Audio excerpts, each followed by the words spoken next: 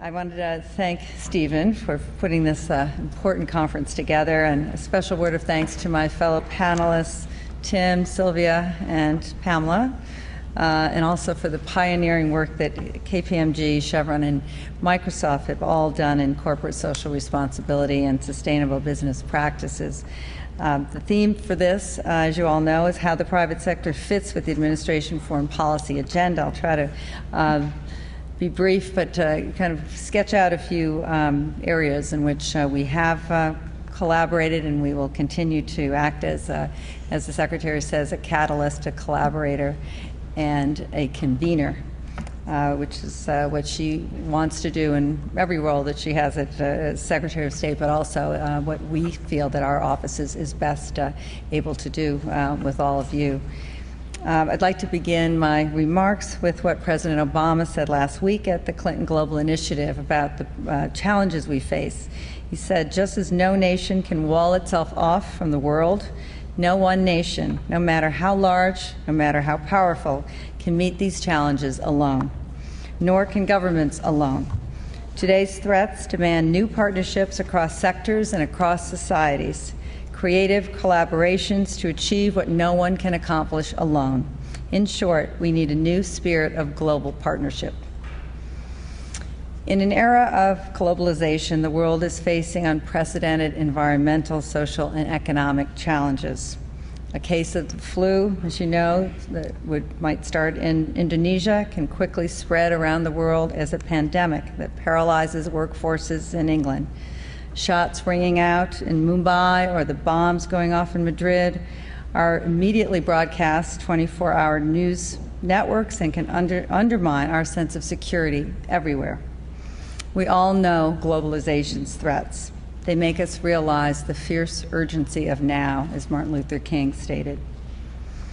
In terms of the global economy, the uncertainty surrounding our financial markets still impacts every single financial transaction, and hence all economies around the world. And yet, we're still not doing enough to take into account all of the business risks that come with a world marked by the perils of climate change, food security concerns, and a host of other impending threats. Incremental approaches that do not mobilize business drivers to solve the world's problems will simply treat the symptoms rather than the root causes. We often see this when corporate social responsibility is seen as good PR relegated to the margins. We must take a level-headed look at the scope of the challenges and risks we are facing and then measure our response accordingly. The global economic crisis has taught us hard lessons. We realize that long-term global economic growth requires the fostering of strong, stable societies supported by good governance, accountability, transparency, and the rule of law. But we also now realize that it also requires businesses to maintain higher standards for long-term performance rather than short-term gains. We, therefore, have a shared responsibility towards the communities in which we are both investing. And we must work together, using the core competencies of your businesses and the influence of the American government to work together on these shared concerns. When Secretary Clinton spoke at the Global Philanthropy Forum on April 22nd and announced the creation of our office, the Global Partnership Initiative, she stated that it's absolutely essential that we recognize our interconnectedness as we grapple with the difficult challenges sweeping the planet. The problems we face today will not be solved by governments alone. It will be in partnerships with philanthropy, with global business, with civil society. The Secretary has placed the Global Partnership Initiative at the highest level of the State Department, and she's given me the authority to meet on her behalf with CEOs, philanthropists, and leaders from NGOs, academia, religious communities, and diaspora groups. Our goal is simple. Across the department, we will take a new approach to 21st century statecraft so that partnering with the organizations like yours will become a core part of how the State Department does business. I might also add what we are also planning on doing is issuing a directive to all our embassies so that hopefully at some point in time, each embassy, each ambassador will have designated a public-private partnership expert, whether it's in the economic cone or the political cone or the consular cone, someone who is devoted to public-private partnerships. So we want to make sure that this kind of culture becomes ingrained in the department, which of course it's not now. So it's a learning experience, but one in which we really are planning on making a major effort within our own department and outside our 180 embassies.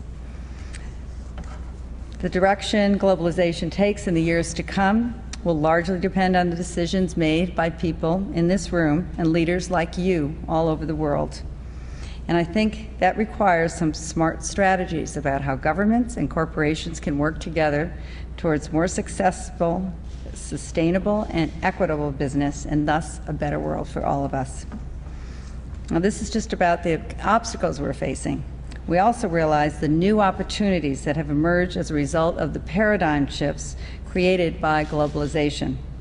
In the 60s, nearly 70% of all money flowing from the United States to the developing world was official development assistance. Today, over 80% is from private sources. Harnessing the wealth of capabilities offered by civil society and the private sector has become both an opportunity and a necessity in order to succeed with the full range of priorities and challenges that we face at the Department of State. Likewise, from the business perspective, you know what it means when you invest your time and resources in hardworking, committed employees in Nairobi, Cairo, or Jakarta, only to learn that your workforce is suffering from the worst of the globe's health crises like HIV/AIDS, TB, or malaria. You know what it means to have markets suffer when societies become embroiled in conflict. You know that empowering women is also good for business, and that as microfinance empowers millions of women across Africa and Asia, their prosperity can mean new markets. You also know that in many ways the future markets for your products is not necessarily California, it could be China. You will grow your consumer base in India rather than in Indiana. Their prosperity can be your prosperity, and we can all share in the rewards of doing good while doing well.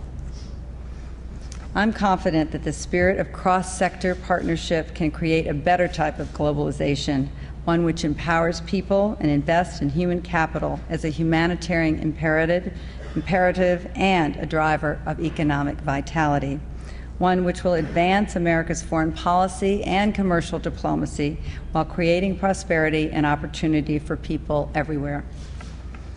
Just last week at the Clinton Global Initiative, we announced 2 partnerships that are helping to lead the way towards a better type of globalization.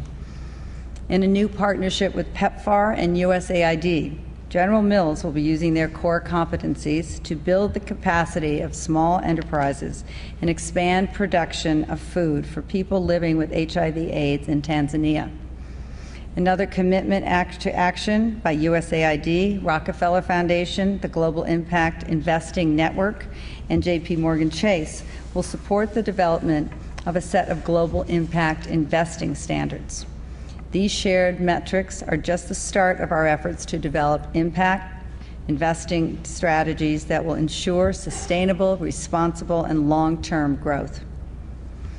If you are willing to work as partners on shared concerns, if you realize that responsible business means good business and that partnerships can foster economic growth and long-term prosperity for all of us, then we look forward to acting as a convener, a catalyst, and a collaborator on your behalf and with you. A few months ago, Secretary Clinton said in Brussels that we should never waste a good crisis. I hope that when we consider all of the dangers of this global age, we will do just that. As we seek global economic recovery and growth, as we pursue new policies to bolster energy security and sustainability, and finally, as we work together to develop innovative approaches to investment that can invigorate new markets and create opportunities for people of all nations. Thank you very much.